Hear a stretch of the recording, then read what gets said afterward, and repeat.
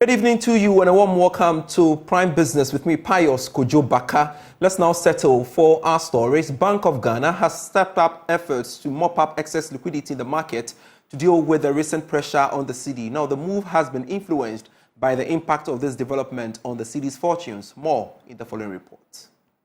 One of the reasons that is said to have contributed to the current pressure on the Ghana cedi is what has been described as the excess cedi in circulation. That has fueled a demand for more dollars as some try to take extra measures to hedge against inflation following the January 2023 spike. Some of these persons and businesses are also worried about the cedi's fortunes going forward. Therefore, they have moved out quickly to buy dollars. This is expected to help them protect their investment. However, the situation has been compounded by the payment of more than 5 billion Ghana cedis for the new bonds that matured. This has heightened fears that the current pressure on the Ghana cedis could worsen going forward. But the central bank has maintained that there is no cause for alarm as they are issuing some Bank of Ghana bonds to try and mop up this liquidity. This will ensure that the current Ghana cedi in circulation will match productivity, a move that could go a long way to check inflation rate as well. The Bank of Ghana believes that there's no need for businesses to panic as it will continue to take the required measures to slow the rate of the Ghana cedi's depreciation. It was also quick to describe the margin of depreciation posted so far as expected for the first quarter of this year. But the central bank believes that the expected correction will take place very soon. This is because other forex measures at its disposal will also be deployed. The central bank sees its dollar auction program as well as its market intervention and other measures will help deal with the current pressure on the Ghana cedi. We don't have the space to accommodate graduates from our tertiary institutions. That's the warning from employers following the Ghana Statistical Service findings that more graduates and persons with higher qualifications are struggling to find jobs. Some have attributed it to businesses not prepared to meet the salary demands of these graduates. But Chief Executive of the Ghana Employers Association, Alex Frimpong, tells Joy Business most firms are struggling to employ these graduates. Cost of borrowing, it is still very high. It is still very high because you need to have working capital, you need to be able to procure the latest technology, equipment, and it costs a lot of money to be able to do that. So we need to ensure that if really we want to ensure that businesses are able to stand on their feet and compete and also employ, then we need to look at the cost of borrowing, which is very, very, very important. Then we may also have to look at how we can reduce, if not control, the influx of shoddy goods, shoddy products and counterfeits into the country. I can assure you that we have a lot of Ghanaian entrepreneurs who can compete and compete favorably. But if we are not able to control the influx of shoddy goods, counterfeit products into the country, it's going to create a lot of problems for us because definitely the cost of doing business in Ghana or the cost of producing these products relatively higher compared to the ones coming from Europe and Asia. So that's a major issue. Even utilities, the cost of running electricity, water in a business concern in Ghana is relatively very high. And not to talk about the fees, charges, levies by other agencies. Meanwhile, the Ghana Chamber of Young Entrepreneurs says the situation presents an opportunity for unemployed graduates to consider being entrepreneurial, but says government has a greater role to play in ensuring young entrepreneurs are given the needed resources to succeed. Sharif Ghali is the CEO of the Chamber. The finance minister once said that every young person to go and do business, media, all of you picked it up and we're talking about it, saying that not everyone can become an entrepreneur. But at this very moment, we need to really prioritize youth entrepreneurship. If you are in school and you are watching Joy today as a tertiary graduate, don't be too happy thinking that you are studying psychology, you are studying IT and all of those big programs. At the end of the day, you would get a job. It is not easy in the market. people are not getting jobs. Even the government is not employed. The public sector is not employing. So this is the time that our youth, our young people are supposed to start thinking entrepreneurial. And this is the time government will have to be deliberate about supporting the young persons to set up businesses. We keep saying this, but they were not seeing it. Now we have seen it. Statistics have shown that the youth unemployment is growing. And it's something that if we don't do something about, imagine over millions of young people wake up one day and there's nothing for them. They have no food to eat. What do you think they will do? They will turn against, our own people. So for the young people and for all of us to work together from the academia, we need to start training our young people to be entrepreneurial. Support programs that can build their knowledge, that can change their mindset from looking for white-collar jobs to be job creators and not job seekers. And government will have to be deliberate. The young people, when we tell them to become entrepreneurs, one thing they ask is that, where do I get the startup capital? There is no startup capital. Yes, we want them to become entrepreneurs, but there is no startup capital. And it's only government and the private sector that can come together and provide the startup capital. Let's now touch on some agri stories. Government has called on farmers to have faith in the second phase of its flagship program, Planting for Food and Jobs. Speaking at the gathering of the Royals, Deputy Agri Minister Yao Frimpong Addo made an appeal particularly to women and the youth to engage their traditional leaders for lands to enable them sign on to the program. More in this report. The Planting for Food and Jobs Phase 2, as approved by Cabinet, is a 5-year plan by government to attain food and raw material self-sufficiency in some 10 crops and poultry, with emphasis on broiler production and processing. This phase is more of an input system where government gives everything needed by the farmer. Deputy Agri Minister Yao Frimpong Addo further explains the program and calls on everyone to take advantage of it. Every produce that will come out of your farm after we pay you, we are taking all of that to a warehouse so we can feed the factories, we can release them to the market when they are needed. But because you are not going to hustle to sell your things, we are going to ensure that there's an off-taker. So you don't worry about marketing. All you need to do is you produce the thing for us and the off-taker will come and buy. We just send them to the warehouse. Those that can go to any factory for processing, that is not your headache. So we are encouraging the youth especially the women. Wherever you come from, you may have some land over there.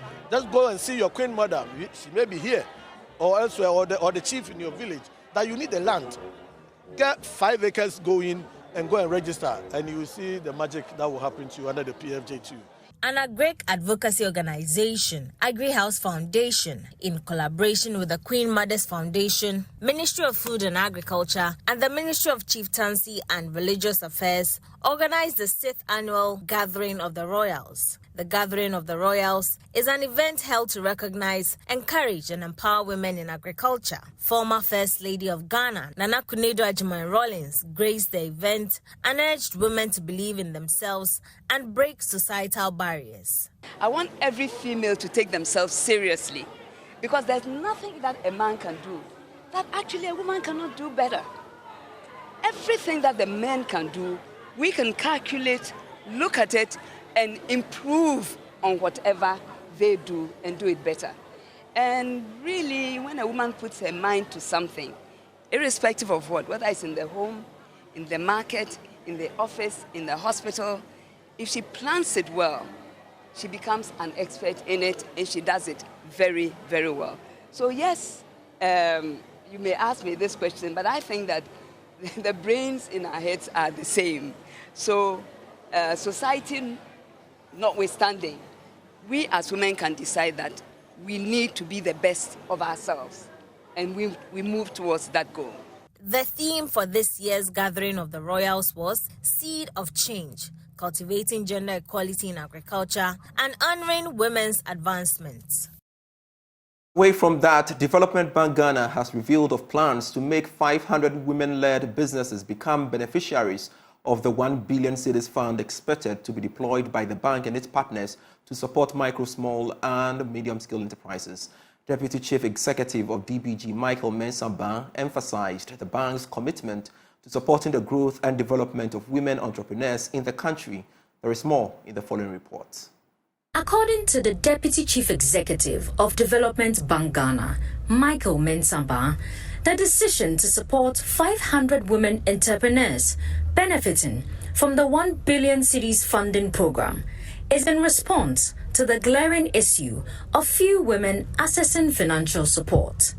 Speaking to journalists at a stakeholder workshop on investment climate reform by Development Bank Ghana, Mr. Michael Mensah-Ba noted that the workshop was to serve as a platform to identify and address the barriers preventing women entrepreneurs from tapping into available financial resources. For us, we needed to have this workshop to be able to understand what are some of the barriers that prevent them from accessing the funding. Because if you have the funding available, but the women are unable to access it, we will not be able to achieve our ambition of being able to provide long-term capital to these women. So the workshop brings together a number of stakeholders.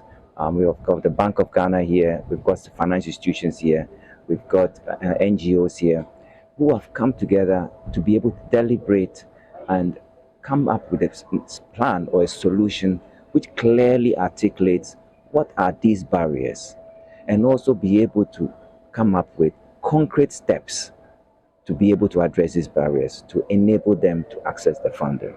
On her part, Emina Abraham's daughter of the GFA Consulting Group encouraged collaboration between stakeholders to improve women's access to finance in the country.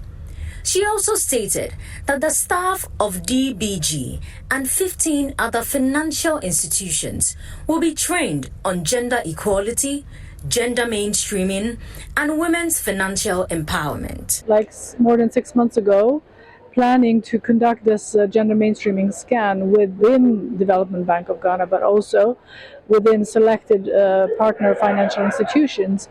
And we have seen a great commitment by the Development Bank of Ghana to conduct such a survey so that we gain an understanding of how the situation is in terms of the internal capacity of these financial institutions to work with gender equality, gender mainstreaming, and women's financial empowerment.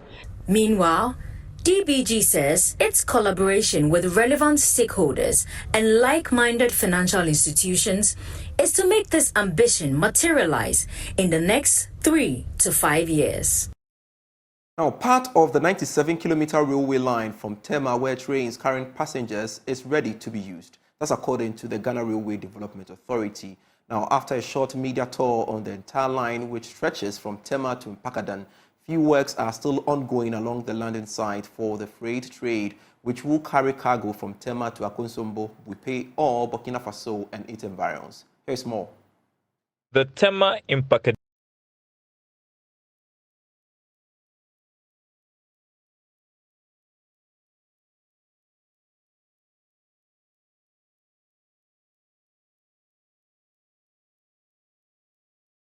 The Tema-Mpakadan railway line is part of a project aimed at connecting Ghana with other West African countries to ease trading. After more than 2 years of intense construction work, it appears the 97-kilometer railway is almost ready for use.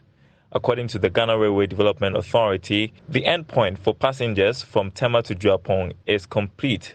It is expecting new trains will arrive at the end of March. Anama Opoku is Assistant Manager, Corporate Affairs at the Ghana Railway Development Authority. When the train comes, it's going to be mainly on the Tema to Juapong, because the train we are expecting is passenger train.